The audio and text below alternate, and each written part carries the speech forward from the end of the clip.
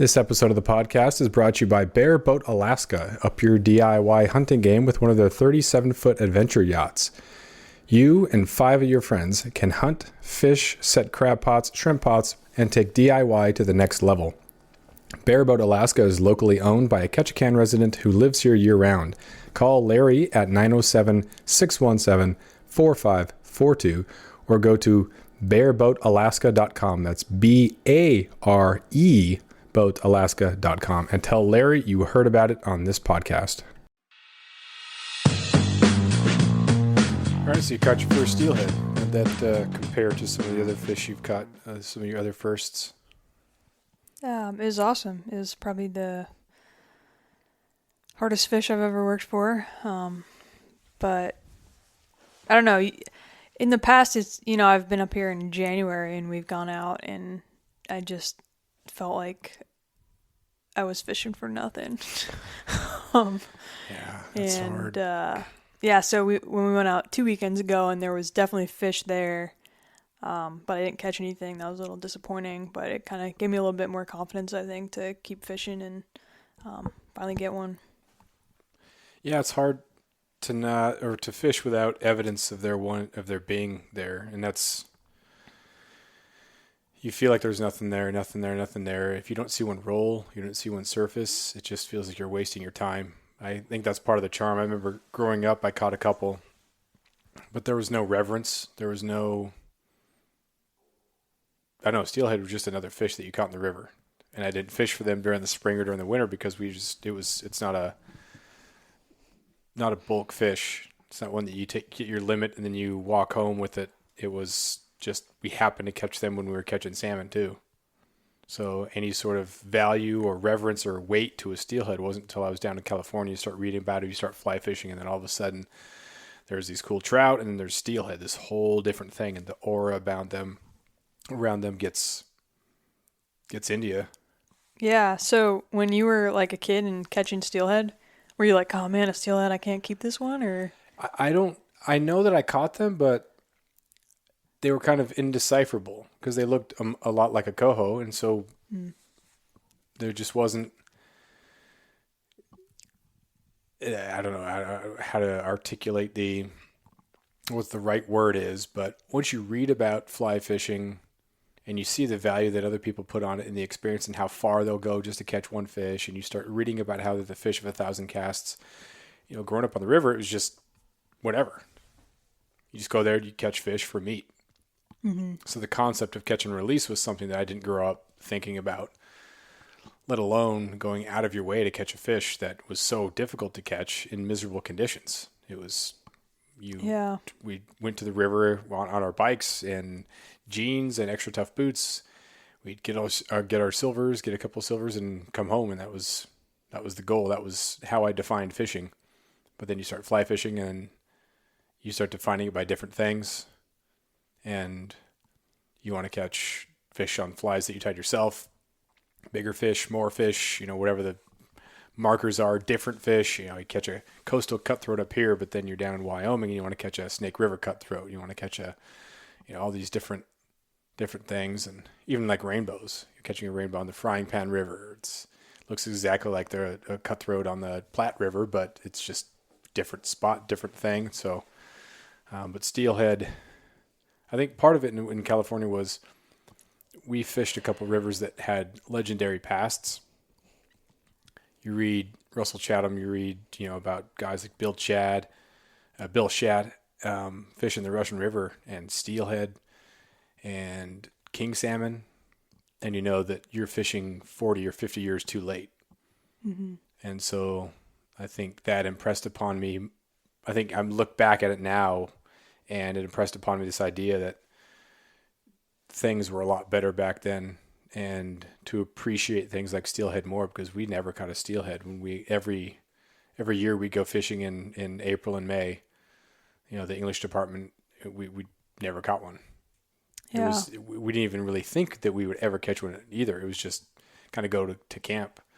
So, yeah, it's funny you feel that way about California, because sometimes I listen to your stories and I feel that way about Alaska. I'm like, yeah, it's crazy to think that, yeah, I mean, you know, even just 20 years ago here, how different things were, and how many more fish there were in a lot of the systems. And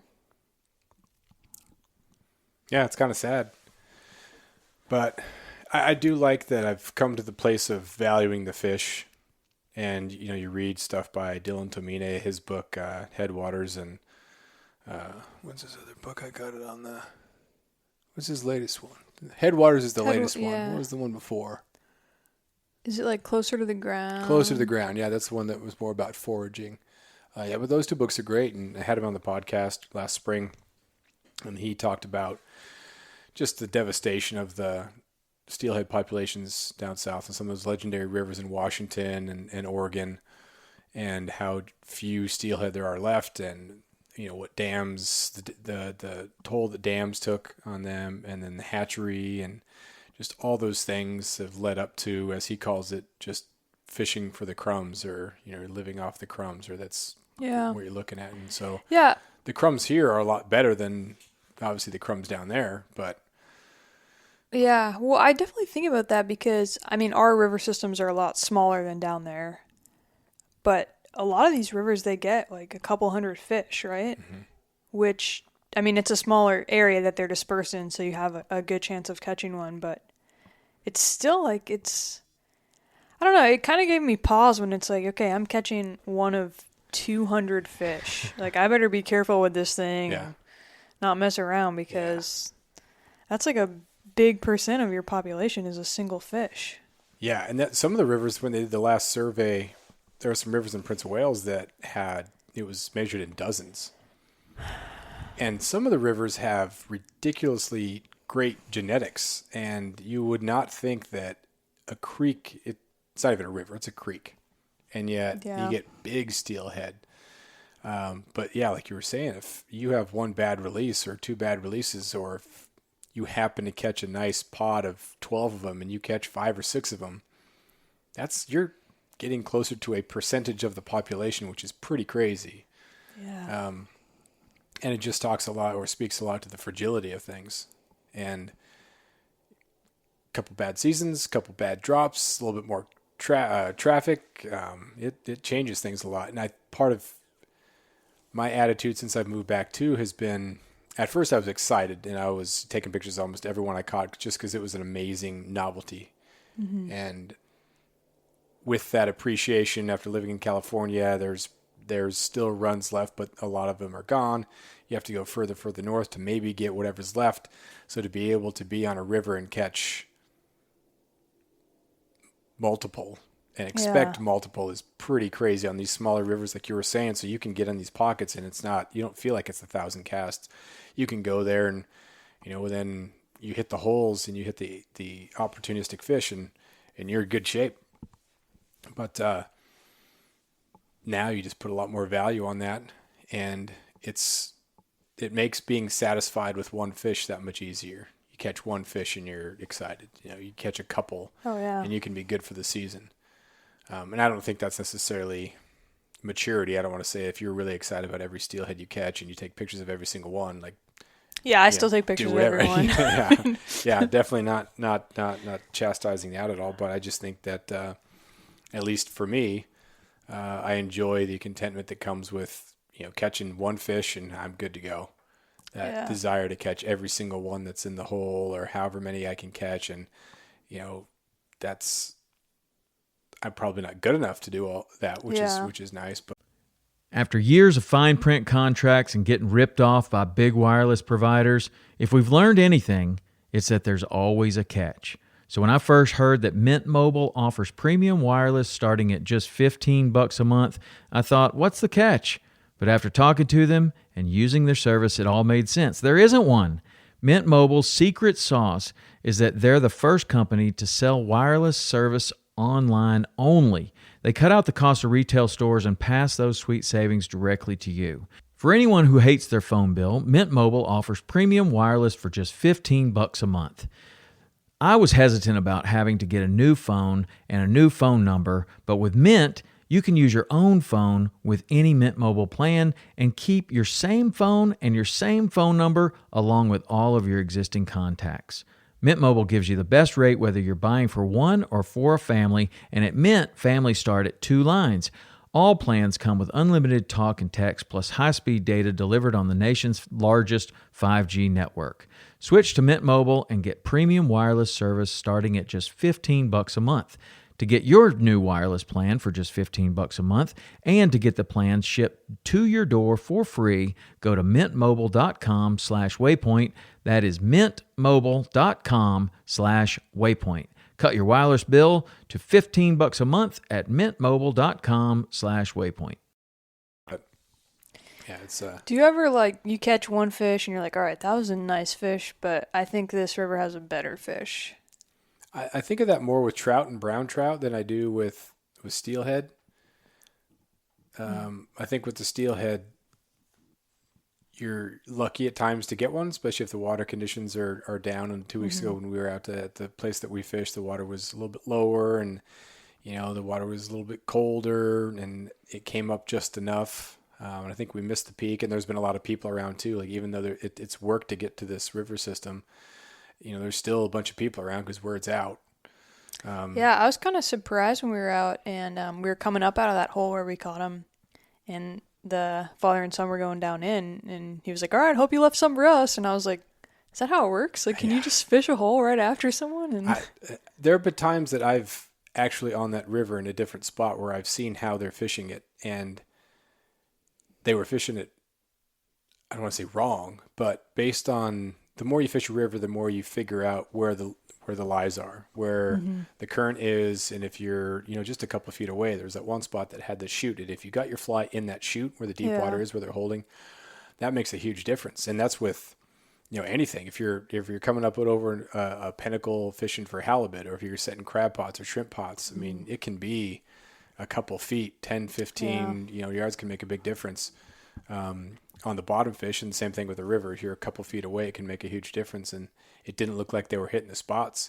And one of the things that happens a lot around here, especially with the hole in town, is people will splash out like their fish, like they hang right there. So if you are up in the river and you're like fishing down to where you want to wade, and then fish, but a lot of people splash out there, spook the fish, and get them all riled up. But a lot of times they'll tuck into some of those deep slots right next to the shore. So fishing those fish where you want to wade first, and then start wading through. And we saw that last year. I got that nice one pretty close to shore because we were up top fishing it right and working our way down. And then guy comes in and just splashes right in the spot. And so, but yeah, I think with steelhead, any steelhead's a good steelhead. Bigger is obviously really cool. You get a really powerful fish, but I've caught some really nice ones. And so I kind of have that. I mean, there's bigger fish to be caught out there, but I've caught some really nice ones. So, but yeah, it's different with rainbow and browns when we're fishing the Platte River, and there's the idea that you could get a, 26, 28-inch brown trout. Oh man, those things are in here. It'd be sweet to catch one of those. So catching a nice 18 to 20 inches is really, really cool. But yeah, I don't know what it is about it that I guess in that environment, it seems like it should be easier to access some of that elite fish. Whereas, I mean, these things are wild up here. So to go in expecting a 28 30, 36, it's a bit more of an ask, I guess, for me. I'd feel uncomfortable expecting that, or I'm afraid of catching a nice steelhead and like looking down my nose at it, like, it's not quite big enough. And there was probably a time, like, when I was first catching a whole bunch of when I moved back, where I probably wasn't as excited as they should have been with some of them. I was amazed at first. Oh my gosh, steelhead, and oh wow, steelhead kind of easily. And then, I want big steelhead. And then you do more reading. You remember back to the days of California when there was no chance at all. And you think, oh, man, this is actually a pretty priceless opportunity to get here. Let's not get greedy. Yeah. I don't know. I mean, it was awesome, catching that fish, and it was jumping, and like I was just hanging onto the rod, like hoping that it wouldn't come off. And the rod was like vibrating. Like I've never had a rod vibrate before. But yeah, and then seeing some of those pictures you were showing me of people with these like fish that I'm like, that wouldn't, I don't even know how it would have fit in the net. I don't know, how do you even catch that fish? How do you land it? Some of those I was megas. like, man, I can't, like, it'd be cool to catch a fish like that because I just can't even, my mind is just blown thinking about how do you even land that fish? How do you pose with it for that photo? Like, that thing is, Some of them are weird. Some of them you expect they're just not going to come in, but some of them just kind of stay low and just bulldog you, and it's just like this dead angry weight, and you can kind of turn their head and kind of get them to shore and kind of coax them in, especially in the cold water. But other times, man, they just go and then they keep going and then they jump and acrobatic. But it's one of the things, especially with the cold water, I like fishing with heavy gear. So if you're fishing, you were using the 8-weight. yeah. It was an 8-weight switch rod, so you had a lot of leverage opportunity in your favor, which is nice. Sometimes if you're going out there with a 5 or 6-weight, I mean, you're playing small ball with a big fish, and so you have to be super, super delicate, and you have to really tire that thing out. So going back to, what condition is it in when you release it? So I like balling up and having good solid leader that's going to hold, and then using that big rod. It makes it easier too when you're going to make all those casts and lots of mending and lots of that. So it's nice to have that to your advantage. But yeah, some of those fights are just wild. But it becomes kind of a panic because I just want to get the thing in. Yeah. So it's not super enjoyable because I'm panicked. I don't want something bad to happen. Yeah. Yeah, it's amazing too, some of those takes, because you think this powerful steelhead is going to just hammer it, and you hear about, it just hammered it and just took off. But there are so many subtle takes, just feel like little tinks, and just setting on everything. And that, which is again hard to do, because if you don't think there's fish there, you're not sure if they're going to take, or you feel like you're maybe just you think fishing you're to snagged nothing. and you're Yeah. So you just set on everything, and even if you are snagged, like kind of hold it up for a little bit just to make sure that it didn't take and it's holding there, doesn't come alive. But yeah, it's a different ball game. It's a lot of fun, and can be miserable at times because it's usually cold and wet, but it's yeah, I mean, it certainly wasn't miserable this weekend. no, it was super nice. And luckily for us, like, there was people getting flown in, there were people at the cabins, there was other people around, but we were able to fish where we wanted to fish and didn't have to wait. But that's another thing with writing about it and podcasting about it. The information is valuable. So a DIY article, but I've never done a DIY type, here's all the details that you need to know. Yeah. And I'm glad that I haven't. I've probably talked about it more than I should have. Same thing with hunting, giving a little bit, maybe too many details. But I think for the most part, it's the people who know are the ones that know. And I don't think I've been overly revealing, but Rick's been talking about how his favorite spot that he went to, someone wrote an article about it, and everyone references the article, even down to the recommended amount of fuel that you're supposed to take to the Forest Service cabin. So people are showing up with way too much because the person who went in, and so that was kind of the evidence that all these people read this article. And I didn't realize that. Yeah, people come with different values too. He talks about he rented the cabin, but then people pitching their tents right in front of the cabin because it was, no big deal. And then he's fishing a spot and someone else comes and fishes right next to him. And if you are standing where someone's trying to fish and swing, like, when you're fly fishing, you're not fishing the 10, 15 feet right out in front of you. You're fishing downriver from that as the flies are swinging. So if someone goes out there and steps on the fish to go out there, or like wades out right where you're trying to get your dangle, or where it's coming to the end of the swing, Can't imagine you're getting corked. how mad I would be if I like flew out somewhere and someone else was there. Yeah. And then wasn't willing to kind of cooperate because it's not your land. You rented the cabin. You didn't rent the river. Someone else comes out after you and just it's like, hey, mind if I join? Yes. Well, yeah, I do a lot, but you don't want to be a jerk. Yeah, I don't know. It's tough. People make a living, guides, and so that's part of their livelihood, and you don't want to wish them out of a job, but you do wish that you suffer the entire year. So you do want to be able to fish things on your own terms and not have to fish just in February when it's super miserable. You want to be able to enjoy a nice spring day, not have to battle a whole bunch of people who come up with who knows sort of expectations or ethics or values. And some people are great. Some people are really appreciative of the experience. Same thing with, people come up here to catch king salmon or come up here on tours or off the cruise ships. They're such great people to talk to because they appreciate the experience they're having. They appreciate the opportunity and kind of remind you how spectacular this place is and remind you that you should be really appreciative of living here.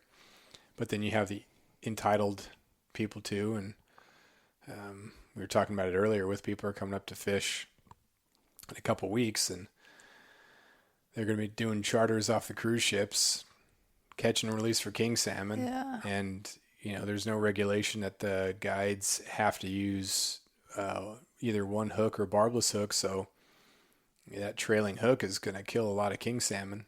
I know some guides are protective of the resource, and so they're going to go with barbless and singles and use spoons.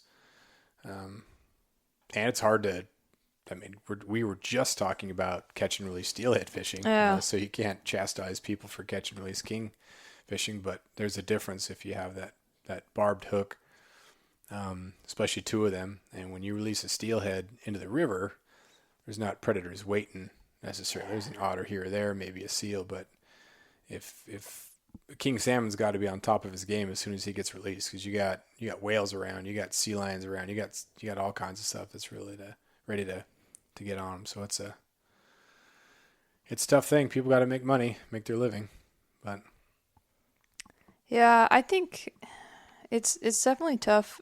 I think being a guide is a hard place to be because so many people come up here with an unrealistic expectation of what they're going to catch. It's like they've seen the photos of, the top 1% of fish, and that's what they expect. And if you go fishing with a guide, like, yeah, you've got a leg up because the guide knows what's going on, but, we live here and we still struggle to catch fish. And I'm not saying, a guide is going to do better than we do, but it's not like it's easy. Yeah. The biggest difference with the guide is the bottomless gas tank. So you can afford to make those runs out to the really good king spots. Whereas if you're a local person with a smaller boat like we have and then limited resources, we're trolling close to town for some of that terminal run or something that's around here. So you're putting more hours at it, but you're not going to the premium spots.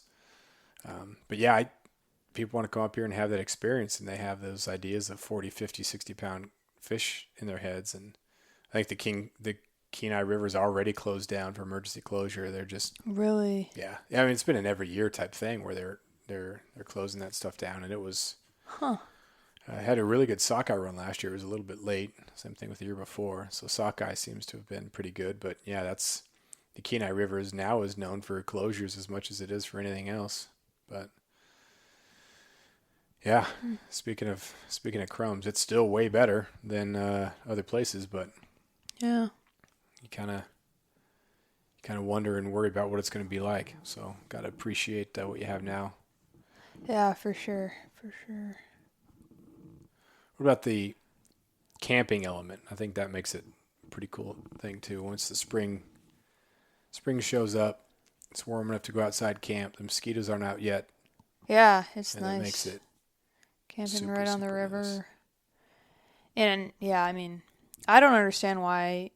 I just feel like a lot of people just don't like to camp. But it's like if you want to beat everyone else to the river, you camp on it. Because that's what we were out there, and by noon there was like 3 or 4 other groups out. Yeah, we had already kind of hit the spots we wanted to hit, but if we showed up at 10 o'clock, I don't know if we catch any fish. No, being able to get to that one, hit a couple spots first, because some of these, like you said, these rivers are not real big, so you're not looking at 15 spots up and down the river. There's like 3 good spots, maybe 4 depending on water. Yeah. And maybe 2 people per spot. Really, that slot hole is kind of a 1-person spot for that spot. The top end of that you can fish, but it can't support 4 or 5 people at each spot. So you kind of got to get there first. And camping is the way to go, but it is sometimes the weather's not great, and then there's some logistical things that you have to do, and Yeah, I mean, you got to carry your stuff in, and it's more work for sure. yeah. But that's one of the cool things about it. And I think again, that lingering appreciation for the opportunities. It's fun to kind of row a raft.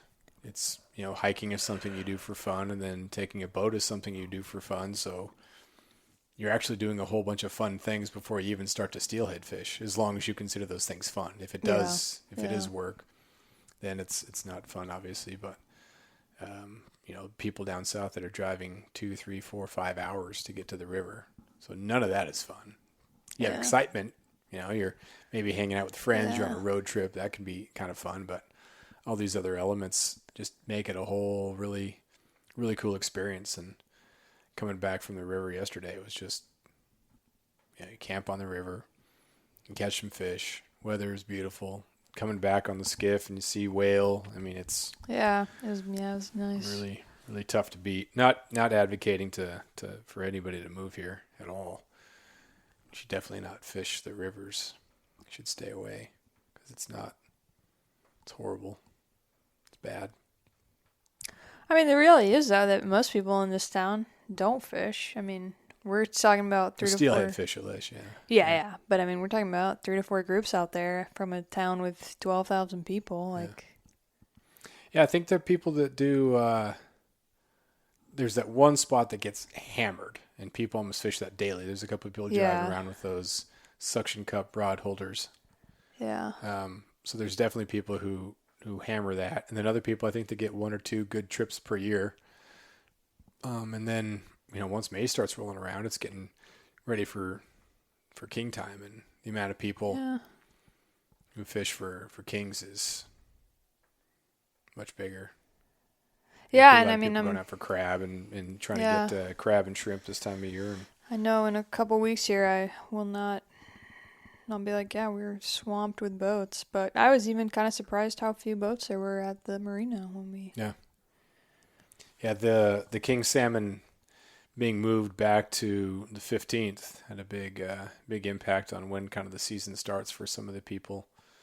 Because you're just doing the stuff off the cruise ships for that catch and release stuff. The other people aren't going to spend all the money to come up here and not be able to catch their king, so that moved everything back. But there used to be a king salmon derby during Memorial Weekend, and it was a big 2-weekend thing, and everyone was talking about fishing the derby. When I was first here, it was fishing the derby, and then they moved it to a coho salmon one in the late summer. So it was kind of interesting I moved back just in time to see that transition. So I have memories on both sides of that. And it was, the people talking about the way things were. And it's pretty sad. But again, I think that makes you appreciate what you have. I'm glad you have the mindset to be able to be satisfied with one fish, excited with it. Know that there's more, know that you could catch more, but not having to catch more. Yeah, I think is a cool thing to have, and you don't have that desperation. Yeah. So, you gonna look at a bear? Maybe. I might look at some. I don't think I'm trying to kill one, but I don't know. We'll see. Maybe I'll get a bear in front of me and get trigger happy. Who knows? Yeah. Yeah, I always do that in the spring. Go out ready, and people say that if you're not prepared to shoot a bear, then you shouldn't go at all. But I don't know, people say a whole bunch of different stuff. I don't know, I think in that moment, if it feels right, then go for it. If not, then whatever.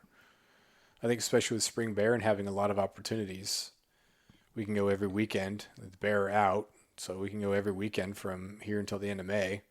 So it's not this desperation. I have to fill the tag, or I have to fill 2 tags. Or the end of June, right? Whatever. End of June, yeah. You don't have to salvage the meat after that.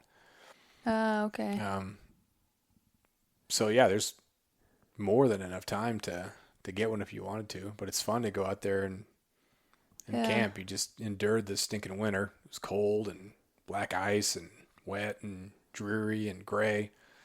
So just to go out and look at bears is perfectly fun and fine. And you don't have that. You didn't have to pay for a tag or draw a tag, so it's not. Tag soup does not exist with spring bear. It's If you want to take one and make a lot of sausage, and that summer sausage, the sausage that Ryan makes is really, really good.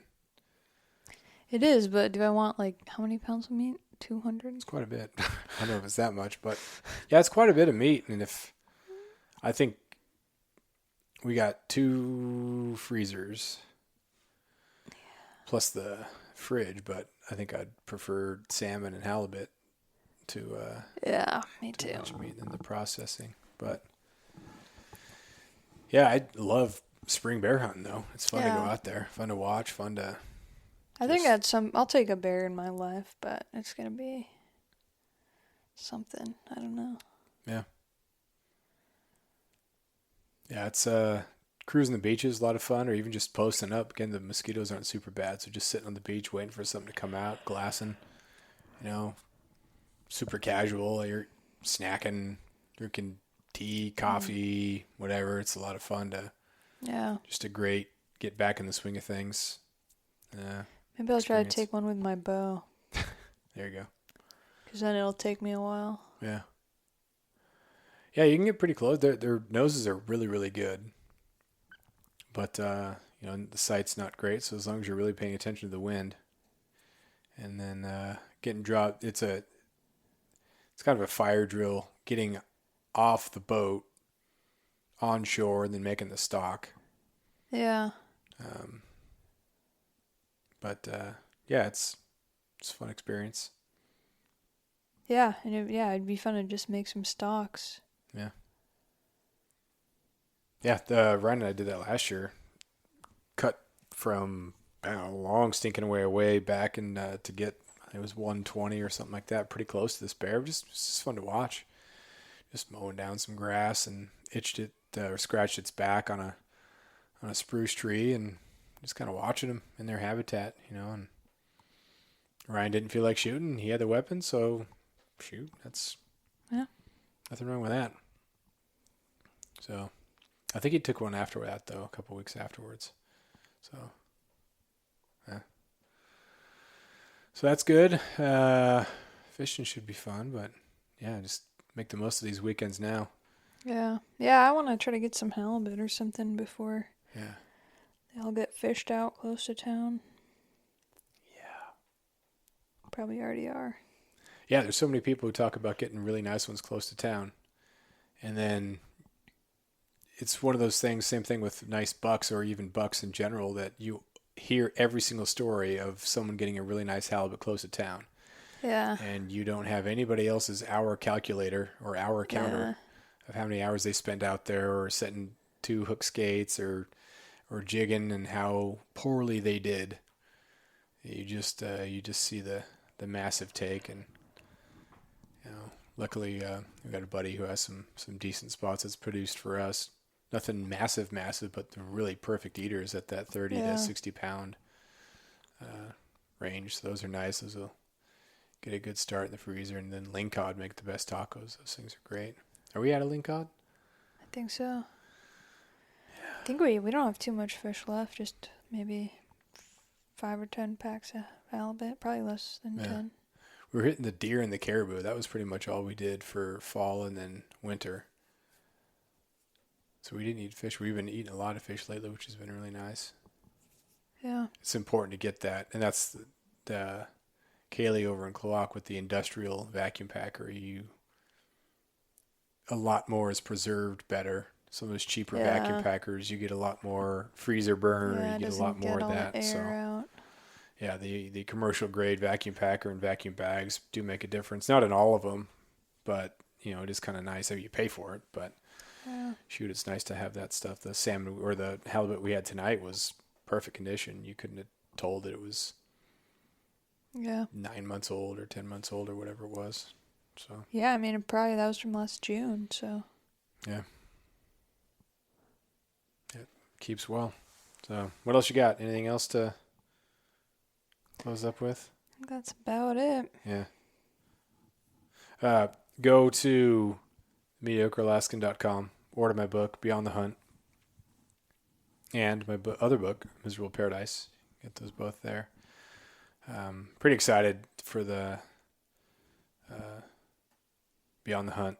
A lot of cool stuff in there. I really enjoyed writing about that. There's a bunch of books out there about people taking good animals and great hunting stories, and I wanted to cover some of the other things I haven't read about as much, but that are definitely parts of the whole experience, like with the industry and with mentors and people and things like that. So I'm really proud of what I wrote, but the hunting books there's a lot of them, and not a lot of them sell real well. So I might get kind of in that area, but that's where that's the reality of the situation. That's probably what's going to happen, but I'm pretty stinking proud of the book. It's a lot of the stuff is the best I've written. So that's kind of I'm happy with the product. That's the main point, right? That's the pitch. Yeah. So buy it. All right. That'll do it. Talk to you next time.